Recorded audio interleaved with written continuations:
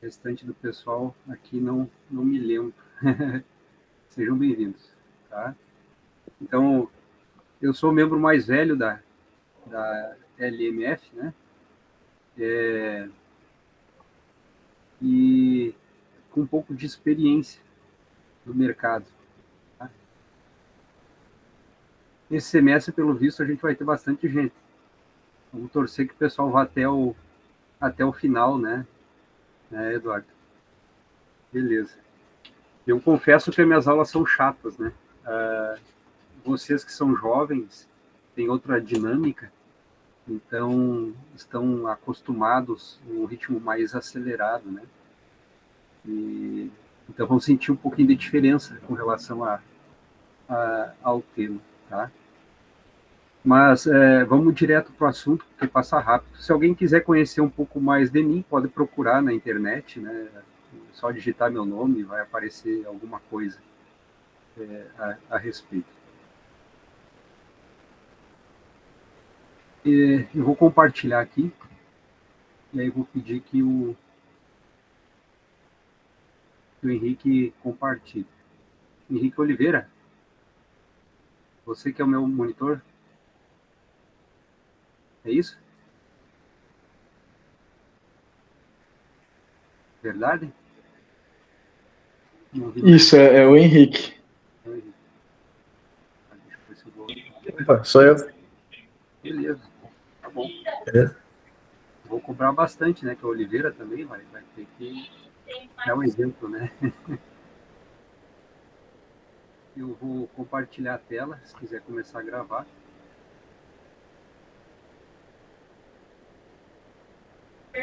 Já está gravando aqui a chamada. Tá bom. Aqui mudou o layout da...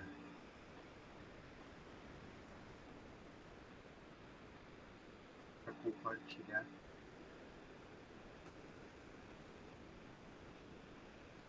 Agora achei.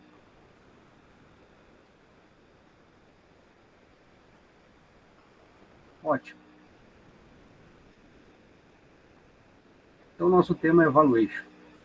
Algo tão, pelo próprio nome já diz, né, muito valorizado no mercado financeiro. E aí a gente acaba utilizando aqui os livros de mais renome, tanto nacional quanto internacional. Né? Tem vários outros muito bons, mas na maioria são seguidores do que a gente vai falar. Bem, o nosso plano de estudo é esse aqui. A gente segue exatamente o mesmo plano da New York University, da Modaran. Para quem não sabe, né, o Ash da Modaran é tido como o grande pai, né, o grande guru em vida de valuation. Então a gente vai usar ele diretamente, né? O resto, como eu disse, tem muitos livros bons, mas são todos compiladores, né, ou reprodutores deste conhecimento aqui que a gente vai trabalhar na origem. Então, vocês estão vendo que está em inglês, né, mas a nossa aula vai ser em português. As lâminas também, eu fiz uma tradução livre para acompanhar. No livro original dele, são muitos capítulos, são mais de 30 capítulos. No entanto, a gente vai acabar abordando só os que tratam da técnica de fluxo de caixa. Tá? Vamos abordar um pouquinho sobre algumas outras, como o EVA, né? Mas senão seria inviável num curso rápido a gente trabalhar tanto conteúdo. Mas o legal desse plano de estudos é que vocês podem linkar, né, o tema. Hoje a gente vai falar aqui sobre introdução do valuation. Vou pegar aqui. Canetinha. Vamos falar sobre introdução. Então é um conteúdo bem leve hoje. Então, capítulo 1 do livro. Depois a gente acaba, na sequência, apresentando esses temas. Nós vamos até a aula 11, tá? E depois a 12, se vocês quiserem, aí é uma apresentação de vocês como forma de coroamento da disciplina, né, e de avaliação também. Né. Antigamente a gente tinha um sistema de avaliação bastante rígido, né, uma nota, uma prova, se não tivesse aquela nota, não saía depois nem com um certificado, né, da LMF. Mas atualmente, até onde eu saiba, está participando, já é agraciado com o certificado de participação. Né. Percebam que não segue a mesma sequência, ó, o conteúdo dos capítulos do livro, do 1, 2 e depois pula para o 7. Né. Porque nesse intervalo aqui ele trata de outros temas que aí se sobrepõem com a análise fundamentalista que você já tem, que também é outra forma de valorar a empresa. Então, essa aqui é o nosso plano, começando com a definição do que é, então, a avaliação, né? Valuation. Nada mais é do que o termo usado, foi apropriado isso, né, para avaliação de investimento em empresas, para mensurar o valor, né, quanto vale uma empresa. E aí o que é valor, né, de acordo com o Aurélio? É a qualidade de quem tem força, vigor, ou seja, a gente vai medir o vigor da empresa. A qualidade de como determinada coisa é estimada em maior ou menor grau. Ó. É o apreço. Então, tem muito disso, né? É subjetivo o valor da empresa. Dizer que o futuro dela é bom, né? É como brincar de Nostradamus, dizendo que essa empresa vai ser bem sucedida e outra não. Então, é muito do apreço do indivíduo. Um negócio vale quanto de dinheiro você será capaz de obter dele, de acordo com o Silva. Né? Então, pensando em retorno, em cashback, né? Eu estou investindo pensando em trazer o dinheiro de volta para casa. Também outro conceito, ó, valor potencial de um negócio em função da expectativa de resultados futuros. Então, expectativa, a esperança que a gente chama, né? A esperança de um valor futuro é o que a gente tem de valor da empresa. Então começa aí a diferença com contabilidade, né? Contabilidade, ela mexe com o passado. Então eu vou pegar o valor da empresa, quanto vale, eu vou olhar o patrimônio, né? Balanço patrimonial, e eu olho então para números financeiros do passado, que ela construiu até a última divulgação. E quando a gente fala em finanças, em valuation, a gente olha para o futuro. Então, é algo assim que a gente não tem controle, né? Tecnicamente falando. Tá? Há uma esperança de que aconteça. Por isso a gente trabalha com fluxo de caixa. Quem já teve matemática financeira, todos fizeram ensino fundamental, independente de ser economista ou não, fizeram ensino médio, né? Tiveram lá matemática financeira básica, calculando taxa de juros simples, taxa de juros compostos. Aquilo era um fluxo de caixa. Né? Nada mais é do que o que a gente vai usar aqui. Eu quero saber o valor presente de uma série futura, tá? de lucro, né? De geração de caixa da empresa. Então, traduz em termos atuais os benefícios econômicos futuros. O negócio deve ser avaliado pela sua capacidade e não pelo resultado financeiro passado. A Safineto.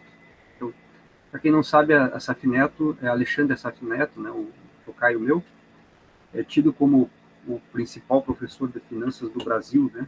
É um professor já aposentado da USP, mas que ainda está nativa da aula em MBA da própria USP, da PUC também, eu já vi ele dando aula aqui do Rio Grande do Sul, né?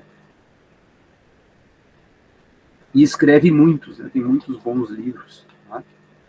Então, quem não conhece a Safineto em finanças, não é da área de finanças, né? No Brasil. Bom, então, para vocês conhecerem os rostinhos deles aí, os mais atuais, né? Não, até essas fotos já são antigas, são lá de 2023, quando eu botei aí. Então, eles já estão um pouquinho mais velhos, que nem a minha. Se vocês olharem no Gmail ali, parece mais novinho, né? Eu já estou com um pouquinho mais de ruga. Mas olharem ali, ó, tá? Esses são os principais livros que a gente vai adotar.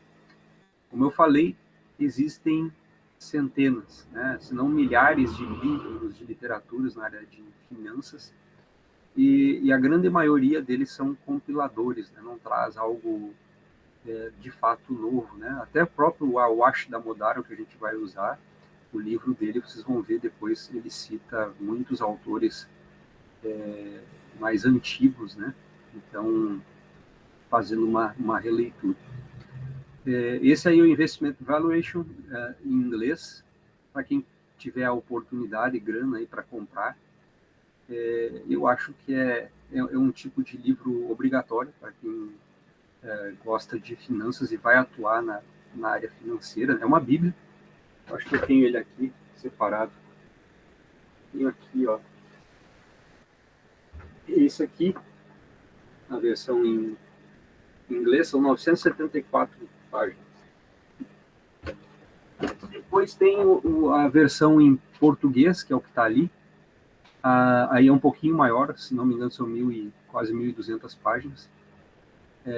Porque no português o recado é mais extenso, né, para falar a mesma coisa, a gente precisa de mais palavras do que no inglês, e tem muita coisa nessa versão em português que não tem comparada ao do inglês. Foi abreviado muita coisa. Tá? E aí tem aquele outro vermelhinho pequeno ali do lado, né, desse do Awash Damodara em... cadê minha caneta aqui? Viu minha caneta? Agora apareceu. Esse livrinho aqui pequeno, né? Então, ele exclui muitos exemplos, muitos cálculos, é um texto literário, contando casos, assim, então é bem mais resumido. Tá? Então, eu separei ele aqui para mostrar. Então, o do próprio Asaf Neto, Valuation, que é muito, muito utilizado, né, principalmente lá para o pessoal de São Paulo, o pessoal da escola da USP, né? Ele é muito respeitado lá, como eu já mencionei. O Samonês, que já não está mais conosco, por isso que não aparece a fotinho dele aqui, né? Já está no terceiro plano, mas que era um professor também lá do Rio de Janeiro. E esse aqui, que é do Serra, né? E do Wicked. Aqui está a fotinho só do Serra, que é, para quem gosta de Excel, e eu sei que vocês gostam, né, de trabalhar lá os dados financeiros no braço. Ele é interessante porque ele traz vários exemplos, né, de praticamente todo o livro você faz um valuation e aí ele vai mostrando passo a passo como tratar as informações no Excel. Então essa é a literatura básica, tá? Como eu disse, tem vários outros, né, mas para o nosso curso eu acabei selecionando os maiores pai de santo lá fora e aqui, como a gente está no mercado nacional. Tá? Então, trabalhando o que o Awash Damodara fala, né, as lições, né, Awash, isso aqui é uma reprodução do texto, então a seção 1, já entrando no tema da aula, faz uma apresentação lógica da avaliação e questões de viés, complexidade e incerteza, né, que tornam ela algo assim vulnerável também, tá? Então ele começa o capítulo 1, apresentando essa fábula do Stanley Druckenmiller, que fala, e também do grafite, ó, uma centena de camundongos não pode estar errado, né? Então, se está todo mundo indo para um lado, que nem manada, né? A gente vai também. E aí o Druckenmiller fala, pensávamos que estávamos no topo da 8ª entrada, quando estávamos na parte inferior da 9ª, né? Ou seja, botou todo mundo no bolso, dizendo que todo mundo estava errado. E por que o Damodaran começa com o Stanley aí, Druckenmiller? Porque esse cara, né, quem foi esse cara, ó, vocês talvez não tenham ouvido falar até a aula de hoje, é uma das lendas do mercado financeiro. Né? Por que ele é uma das lendas? Porque por mais de 12 anos, ó, ele foi o principal gestor da Quantum Fund, do George Soros. Talvez vocês já devam ter ouvido falar em George Soros, né, um dos maiores investidores do mercado financeiro global, né? E guarda um trade record invejável na condição de hedge, né, de fundos. Nada menos do que 30% ao ano por 30 anos. Então imagina você ganhar 30% ao ano por 30 anos. É uma lenda. E durante esse período, ele nunca entregou um ano de retorno negativo e conseguiu realizar façanhas memoráveis como o maior lucro da história em uma única transação, $1 bilhão, né, em libras esterlinas, isso lá em 92, em uma operação de troca de moedas. Né?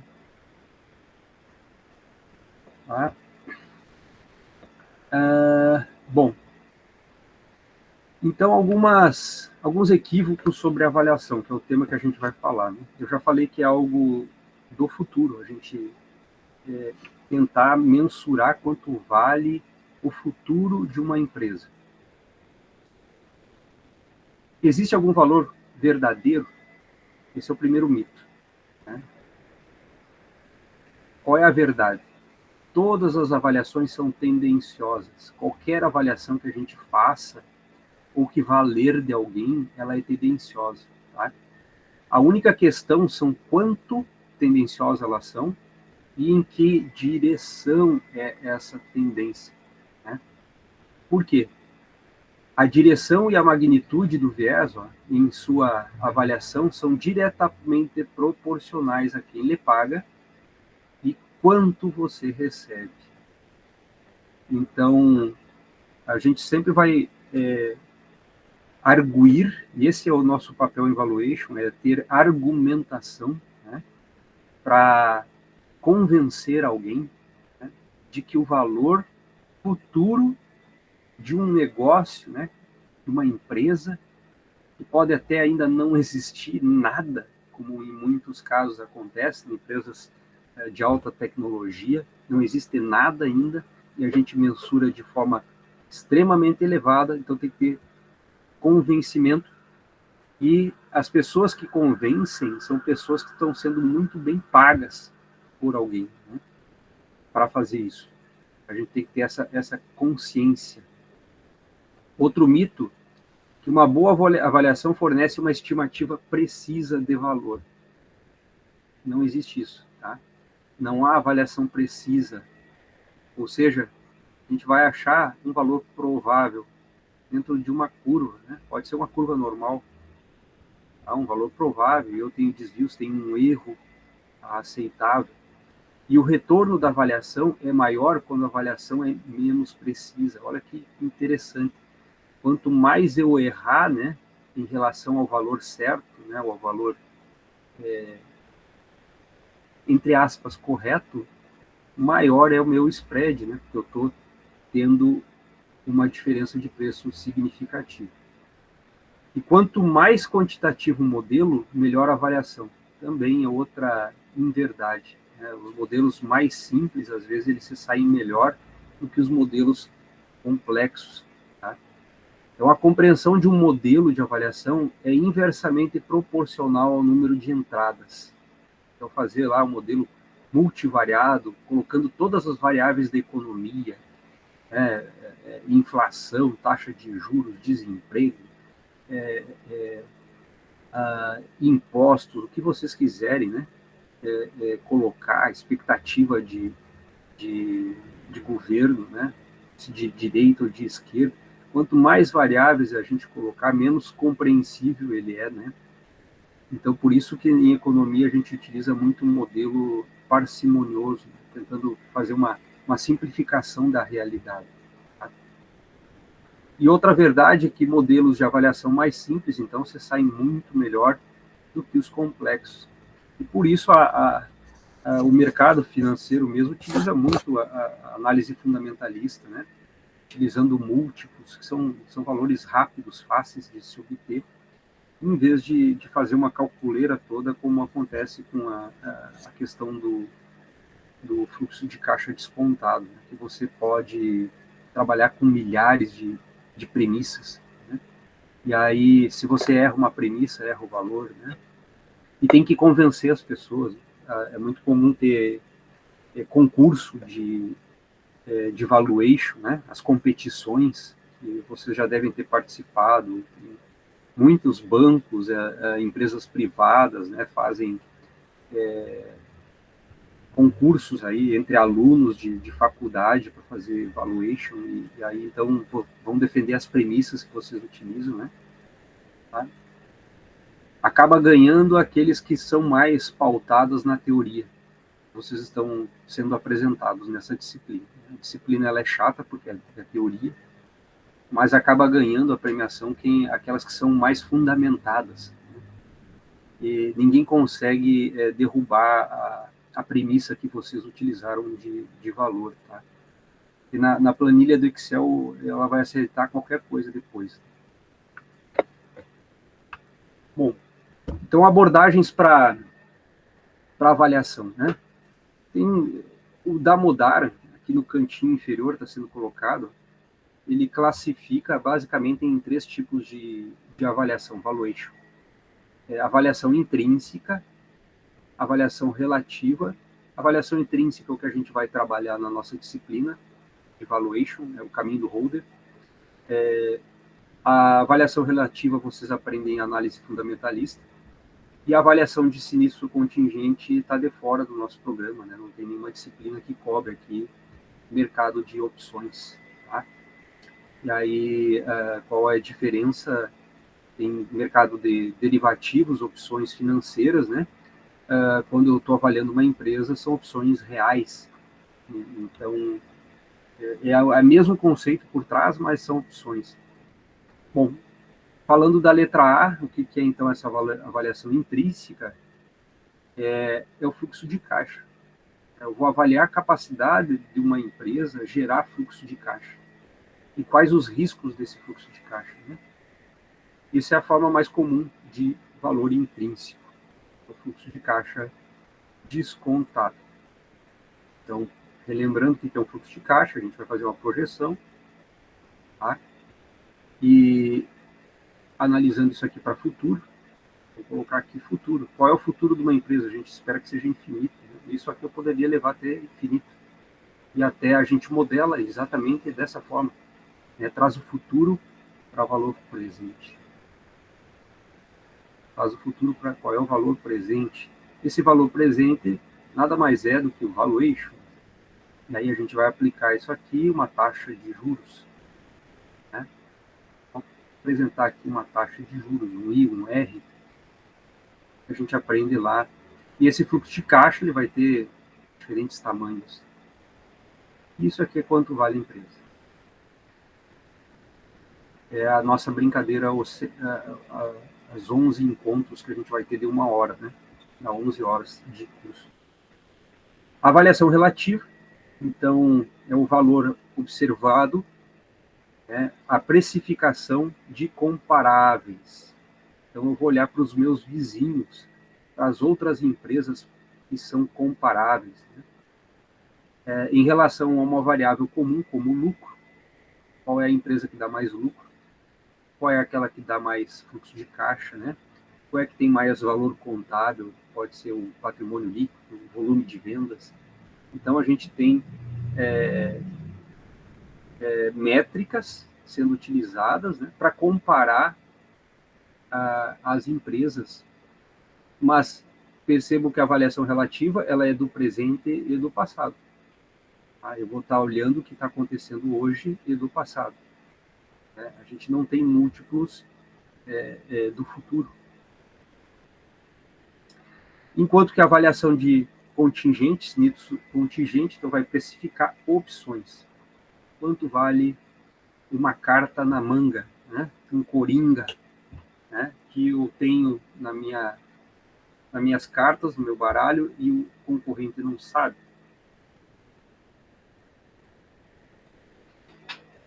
São as opções. Bom, já o Samonês, ó, que é o outro livrinho que eu mostrei para vocês, diferente do Damodaran, que traz 3 classificações de valuation, ele apresenta 5. É o fluxo de caixa livre descontado, o valor, o modelo de lucro econômico, o valor adicionado, o EVA, que a gente já vai ver ele na segunda aula, já na outra semana. O modelo de avaliação por múltiplos, então, que é essencialmente a aula de fundamentalista, né? Fundamentalista aqui.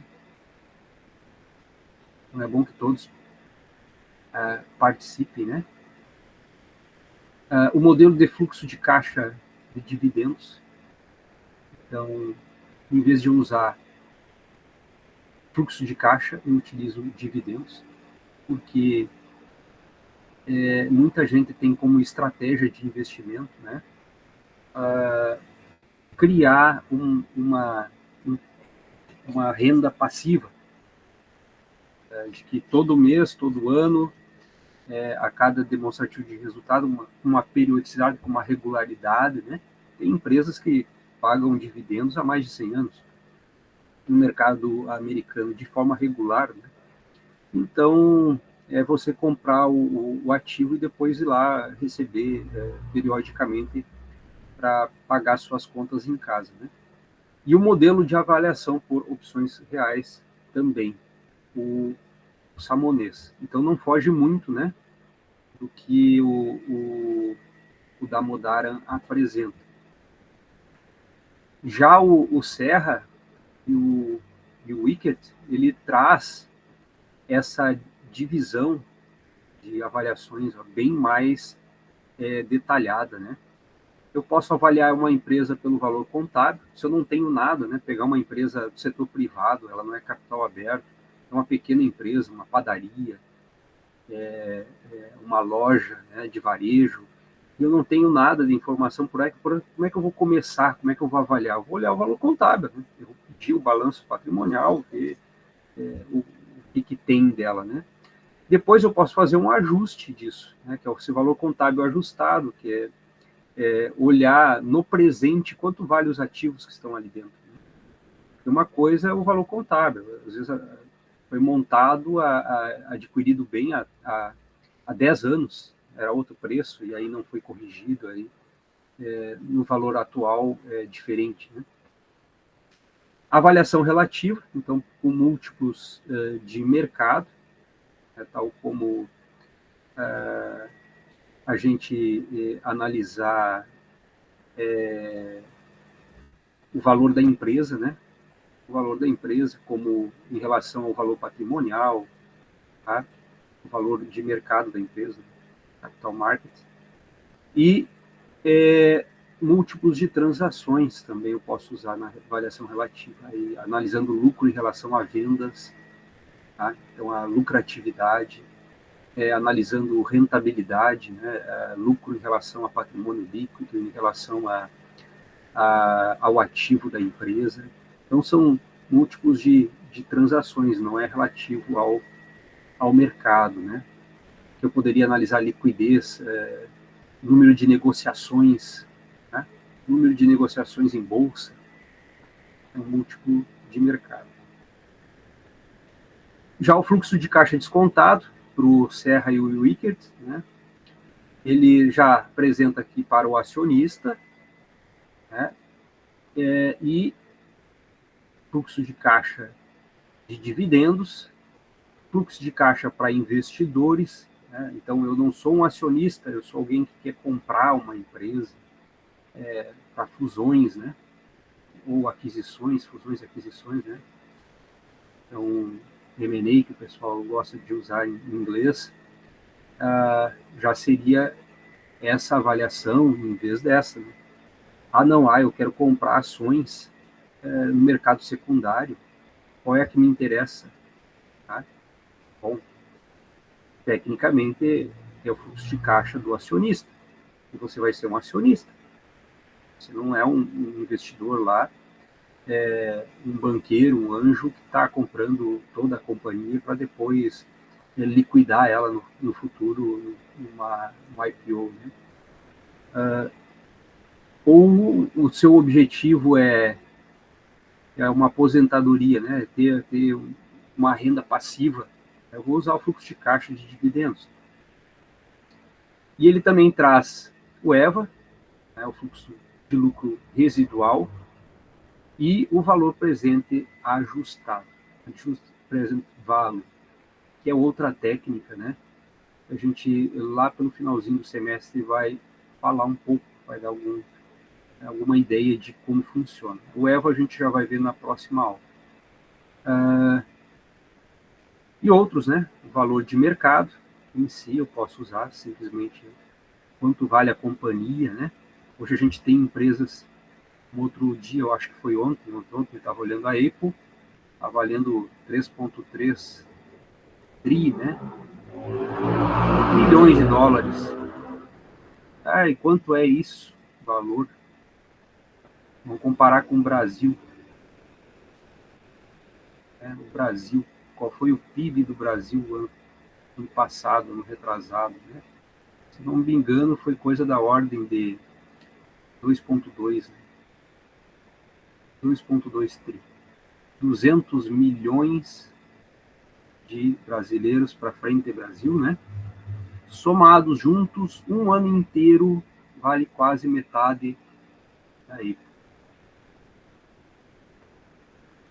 E assim tem várias outras empresas que são maiores do que o Brasil, as grandes. Tá? Opções reais eu já falei um pouco. Então, quais são as bases para mim escolher? Qual é a melhor técnica? Tem todo esse monte de técnica. Eu já dei alguns spoilers falando que depende do papel que eu estou, né? Se eu estou como banqueiro, que eu vou comprar o negócio inteiro, ou se eu estou ali como o acionista, que vai lá comprar uma meia dúzia de ação, né? Vai depender do meu objetivo. Então, o modelo de avaliação nas decisões, ou seja, as decisões sobre quais ativos estão subavaliados e quais estão caros, né, são baseados em, primeiro, uma perspectiva de que o mercado é ineficiente. Então, eu tenho que assumir, eu estou assumindo para o meu valuation ser bom, né, para ser bom no que eu faço, o mercado comete erros. Que está ali sendo anunciado no Ibovespa, né, no SP500, está furado. Tá? É uma das premissas. E que existe um valor real, né, um valor intrínseco. Outra suposição é que como e quando essa ineficiência serão corrigidos. Então, de tempo em tempo, o mercado ele converge para o valor teórico. Tá? Querendo ou não, todo mundo que está no mercado financeiro, grande parte do mercado profissional financeiro, saiu da academia. Então, eles já vêm contaminados, né, com essas ideias que a gente vai pregar durante os nossos encontros. Então, todos eles acabam fazendo essas mensurações de valor, de alguma forma ou outra, com premissas diferentes, como eu falei, dependendo do lado da quem a gente está, do comprador ou do lado do vendedor, né? Vai fazer mais força para uma tendência ou para outra em relação à direção do preço, mas todos eles são contaminados com essa teoria. Então, de tempo em tempo, o mercado ele acaba convergindo para o que a gente acredita como sendo o fundamento, né? Então, em um mercado eficiente, se ele for eficiente, eu não preciso fazer valuation. E aí todos nós estaríamos desempregados. Né? Porque o preço que está sendo negociado é a melhor estimativa de valor. Aquela transação simultânea, instantânea, está ocorrendo ali no pregão, né? Ela é a melhor estimativa de valor da empresa. Eu não precisaria fazer nada. E a gente ganha dinheiro exatamente achando essas distorções entre o que o mercado está fazendo, às vezes por impulso, né? Porque nós somos emotivos, e o que a teoria diz que deveria valer. É essa diferença que a gente vai tentar achar. E a finalidade de qualquer modelo da avaliação, então, é justificar esse valor. É justificar, nós ter argumento. Eu conversar com qualquer um e não ter a minha tese derrubada. Eu convencer o cara. Essa é a nossa ideia. Bom, então o fluxo de caixa descontado, que é o que a gente vai trabalhar nos próximos 10 encontros, né? O valor de um ativo é o valor presente dos fluxos de caixas futuros. Qual é a base filosófica disso? Falar em filosofia, né? Todo ativo possui um valor intrínseco. É só dele, do futuro dele, tá? Que pode ser estimado com base no seu fluxo de caixa, no seu crescimento, né? E no seu risco. Para a gente fazer ele, tem algumas informações necessárias. Primeiro, uma vida útil. Quanto tempo vai durar o negócio? A maioria, a gente vai aprender aqui fazendo uma vida infinita. Um Highlander, uma empresa que é Deus, vai viver para sempre.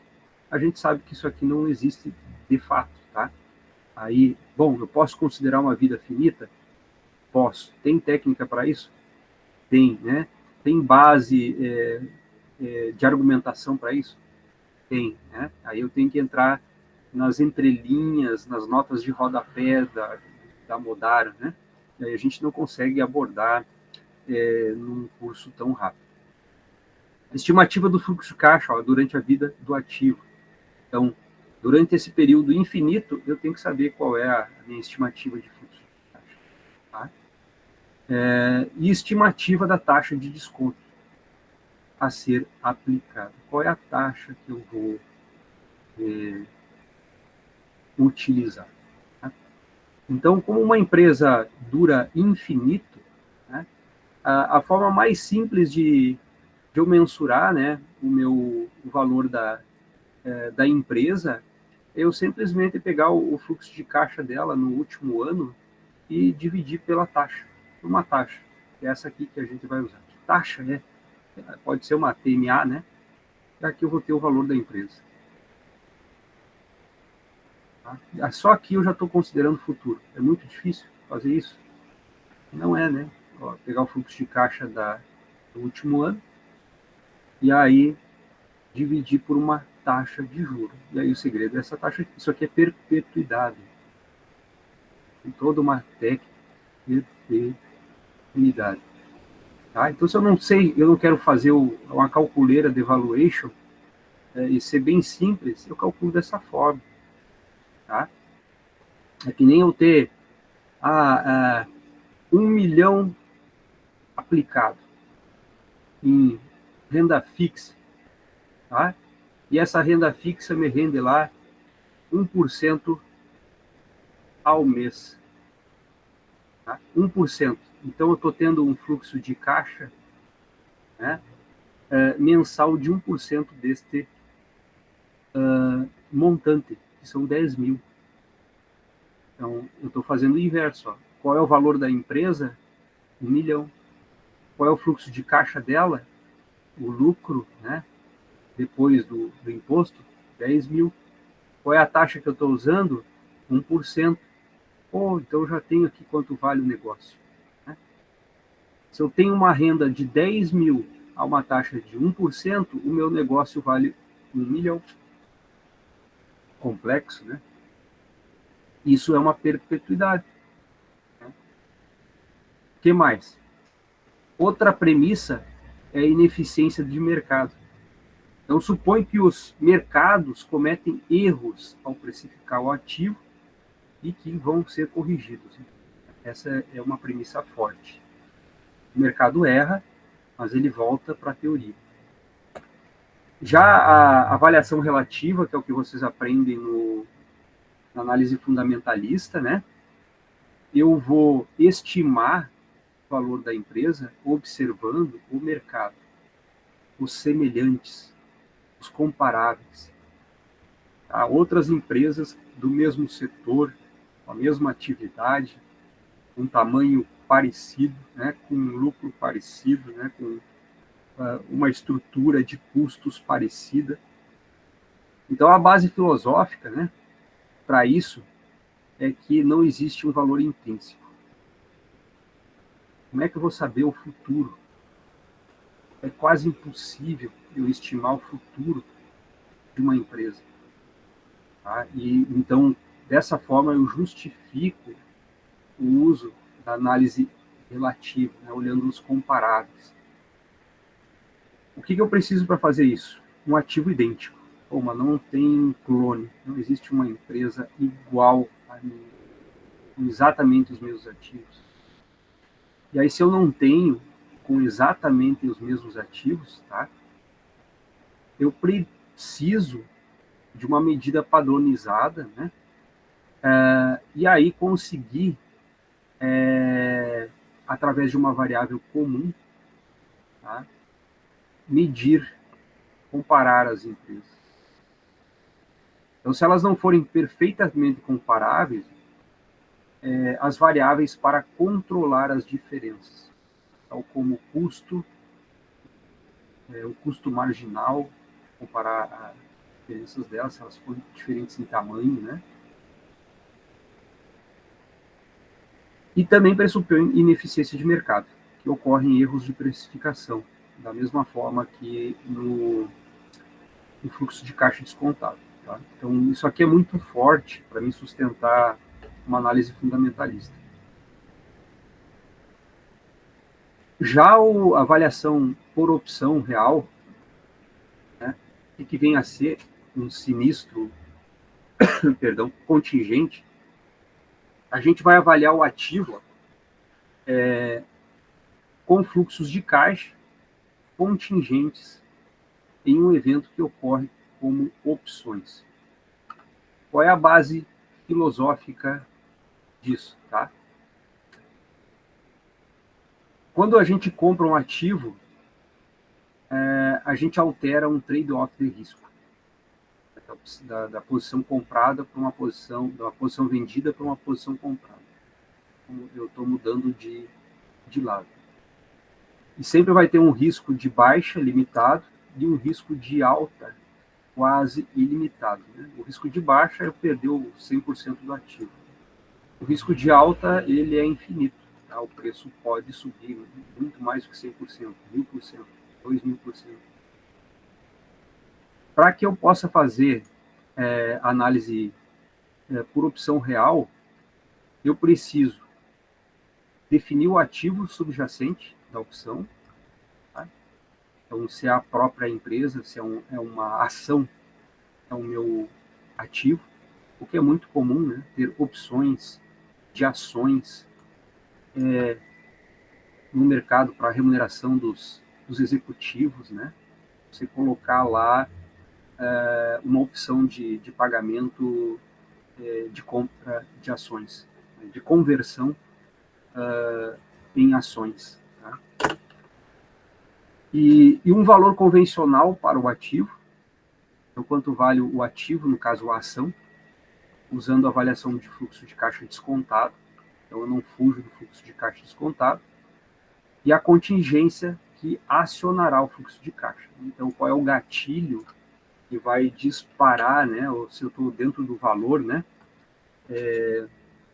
on the money, dentro do valor, para quem conhece a teoria de opções, estou dentro do valor, né, do dinheiro.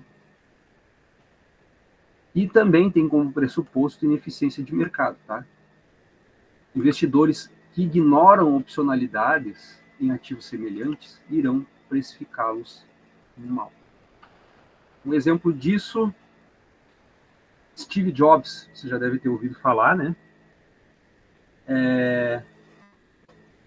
Ele, durante uns 2 anos, se eu não me engano, ele foi o presidente emérito Então, era um cargo figurativo, por reconhecimento, tinha o CEO, e ele era o CEO emérito, figurativo por causa da sua contribuição na empresa. E aí ele tinha um salário também, como é que eu vou dar isso, colocar o nome, figurativo, né? Só para dizer que tinha. Seria simbólico? Simbólico, exatamente. Obrigado, Gustavo. Tudo bem, Gustavo? Agora que eu lhe vi aí. Era simbólico. Ele tinha um salário de $1, né? $1 por ano. Muito dinheiro, né? Mas aí o que aconteceu? Para quem vai comprar as ações, não custa nada esse CEO, né? Ele só contribui para o valor da empresa. Pô, eu tenho um figurão, eu tenho um Ronaldinho dentro do meu time, né? Eu tenho um Soares jogando no Grêmio, então só valoriza o time e não custa nada. Aí o conselho de diretoria resolveu, em reconhecimento a ele, premiá-lo, né, com 1 milhão de opções de ações. 1 milhão de opções de ações. Isso em 2 anos representa $1 bilhão em remuneração para o executivo. Tá? E o que acontece com a opção, se ela é exercida? Tá? Eu estou jogando mais 1 milhão de ações no mercado. O que acontece com o preço das ações se eu aumento a quantidade de ações? O valor de mercado da empresa continua o mesmo, né? A tendência é derrubar o preço das ações. Então, de uma certa forma, isso era uma opção e prejudicava os acionistas, né? Mas uma decisão interna para beneficiar um CEO. Então, ocorre muito problemas de expropriação, né? Entre os acionistas, que são os verdadeiros donos, e quem está na direção, quem está controlando o negócio. Tá? A gente vê toda hora movimentos, como agora o Elon Musk, né, fazendo isso, fez com o X, né, o X, que era o Twitter, e isso acaba mexendo de forma pesada no bolso dos investidores, pelo exercício da opção, né, que é uma opção aí que a gente chama de opção real. Então eu preciso conhecer muito bem o mercado, eu tenho que conhecer as entrelinhas, né, você não vai achar esse tipo de informação no balanço, você tem que ler o relatório anual, né, as divulgações para os acionistas, né? Do contrário, você não tem esse tipo de informação. E se você não fizer, vai fazer esse erro, precificar mal, e vai tomar erro, né? Perder dinheiro por conta de não mensurar adequadamente. Tá? Mas daí entra num nível de complexidade, de conhecimento que a gente não vai trabalhar no nosso curso, né? Seria outro curso, tá? Mercado de opções. Aí tem a questão de opções financeiras, né? Um bom livrinho, não sei se vocês enxergam aí. Tá? Se virar aqui vai aparecer.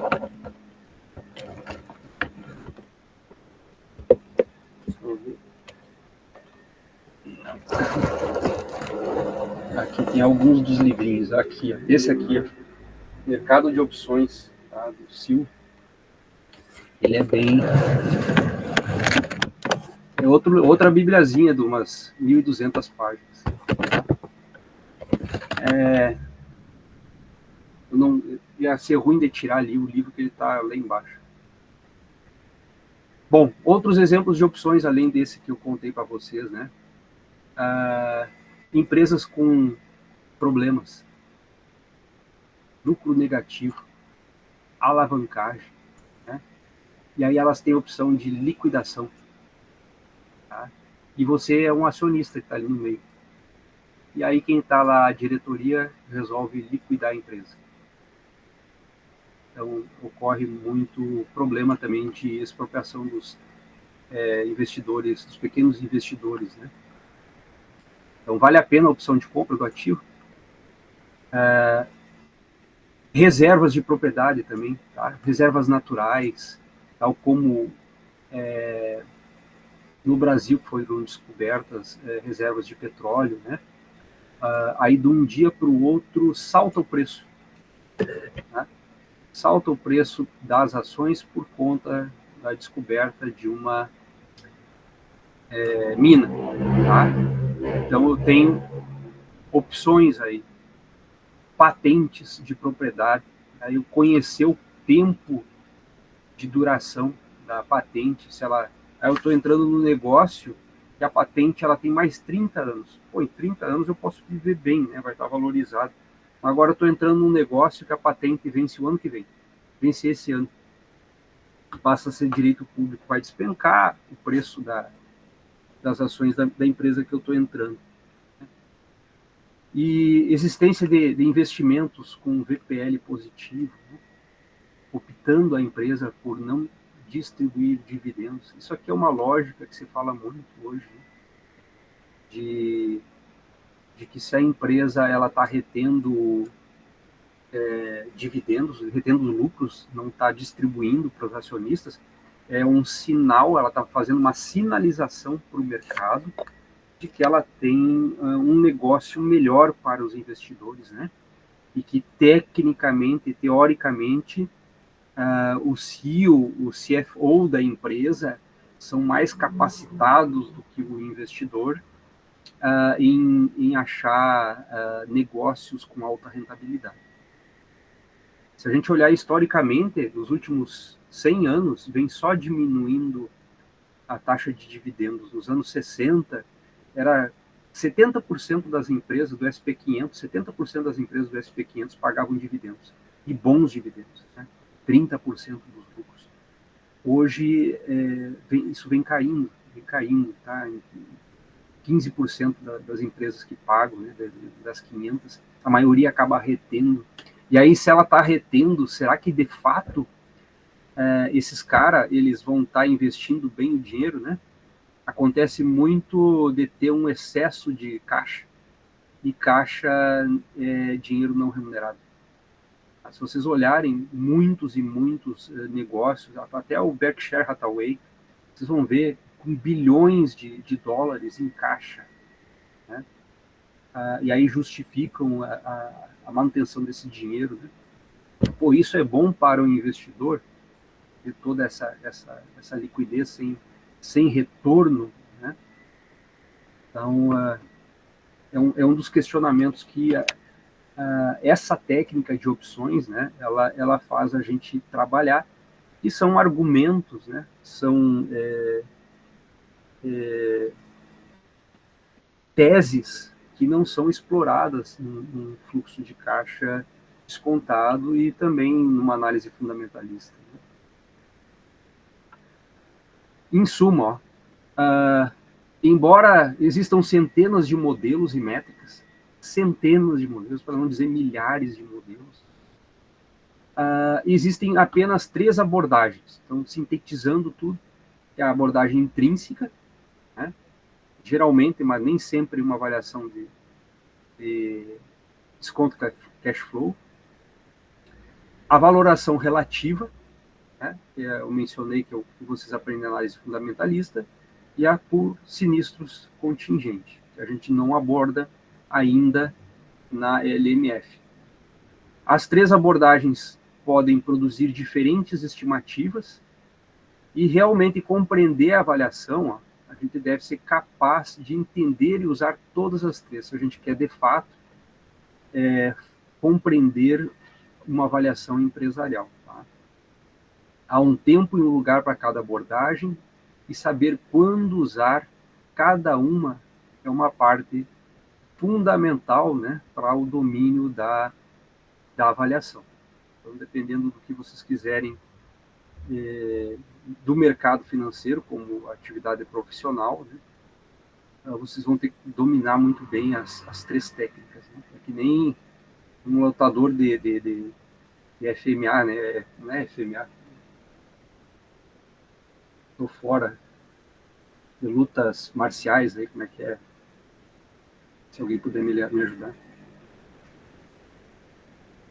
MMA, o cara tem que dominar várias técnicas, se não todas, né? Não só ser muito bom em uma única técnica.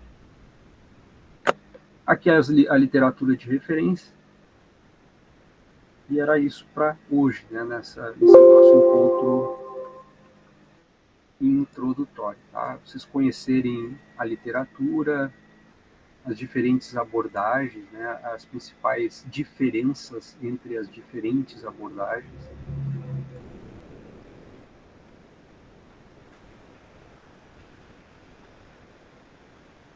Perguntas, dúvidas? Valeu, gente.